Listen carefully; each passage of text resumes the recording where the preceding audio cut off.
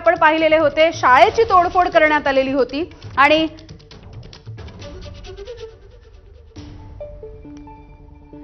या प्रकरणाविषयी बोलूयात। जितेंद्र आव्हाड आपल्या सोबत जोडले गेलेले आहेत। आव्हाडजी, आपण बघतोय बदलापूरचा आरोपी जो होता अक्षय शिंदे याचा एन्काउंटर झाल्याचं कळतंय। असं आहे की सगळं मला एकंदरच प्रकरण संशयास्पद वाटते। एक तर कंप्लेंट करायला उशीर, हो, नंतर अटकेला उशीर, पोलिसांवर दबाव,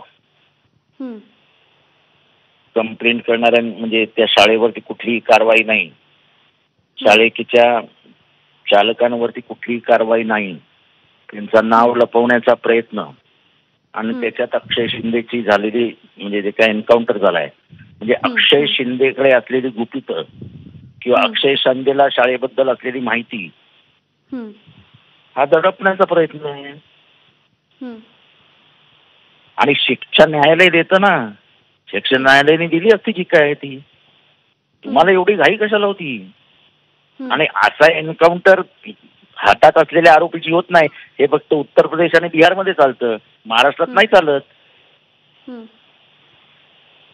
म्हणजे जी काही माहिती अक्षय शिंदेकडे होती हा खरंच काय प्रकार होता हा लपवण्याचा प्रयत्न, याचा अर्थ संशयास्पद करून टाकलं तुम्ही सगळंच। आव्हाडजी, याच विषयी अगदी याच विषयी काही वेळापूर्वी नरेश म्हस्केंशी बोललो। त्यांचं असं म्हणणं आहे की ज्या वेळेला हे प्रकरण समोर आलं होतं तेव्हा तर सगळे विरोधक म्हणत होते की याला आताच्या आता फाशी द्या, आणि त्यानंतर जर स्वसंरक्षणासाठी पोलिसांनी गोळीबार केला असेल तर मग विरोधक दुतोंडी भूमिका घेत आहेत।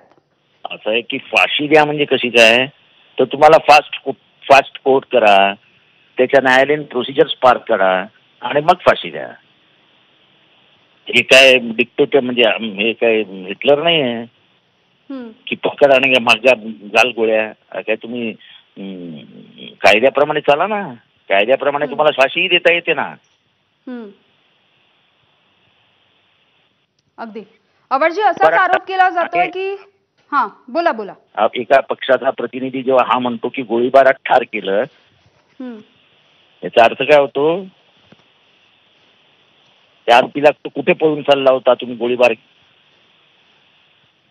एन्काउंटर करताना काहीतरी कारण द्यावी लागतात ना, की पळत होता, व्हॅन मधून उतरला, पळून गेला। हे सगळं काही गुपितं जी आहेत ती दडपण्यासाठी आणि ती बाहेर येऊ नयेत याच्यासाठी झालेलं कांड आहे, संशयास्पद आहे। ज्या दिवशी कंप्लेंटला उशीर झाला तेव्हापासूनच हे संशयाचं जाळं फिरायला सुरुवात झाली होती।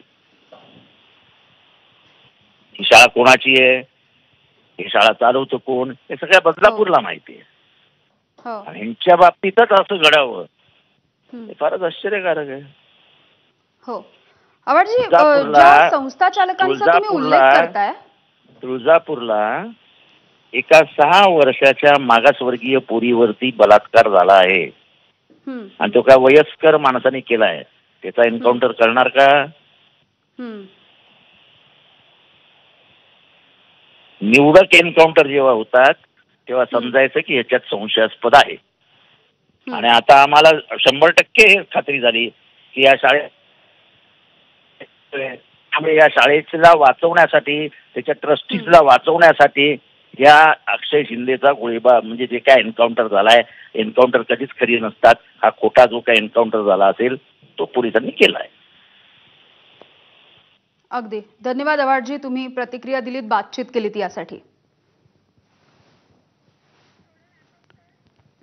तर आपण बघतोय ठाणे पोलीस आयुक्तालयाच्या हद्दीमध्ये अक्षय शिंदे याचं एन्काउंटर केलं गेलेलं आहे। पोलिसांनी स्वसंरक्षणासाठी अक्षयवरती गोळ्या झाडल्या अशी माहिती समोर येतेय। आणि या सगळ्या प्रकरणाच्या नंतर आता गृहमंत्री देवेंद्र फडणवीस यांनी चौकशीचे आदेश तातडीने दिलेले आहेत। संध्याकाळी 5:30 वाजता पोलीस अक्षय शिंदेला तळोजा जेलमधून बदलापूरकडे घेऊन जात होते।